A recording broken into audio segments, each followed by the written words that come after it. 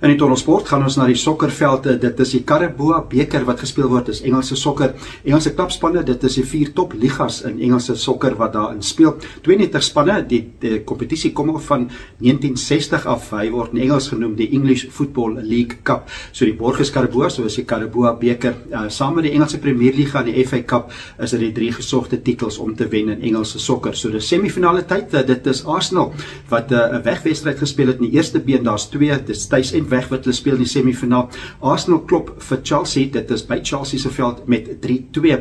Hulle gaan daai voordeel dan vat na die 3 Februarie wanneer hulle tuis speel by die Emirates Stadion en dit is hopelik vir Arsenal dan om in die eindstryd te speel van die Kareboa beker. Hulle laaste groot toernooi wat hulle gewen het was 2020, dis toe hulle die FA Cup gewen het. Dit is Arsenal.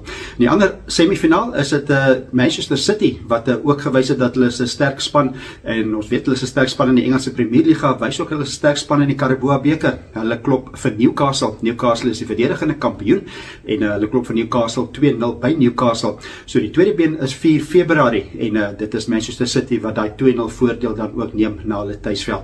Die eindstryd van die Kareboa beker gaan wees op 15 Maart. Dit is sportnuus van die Tonnel.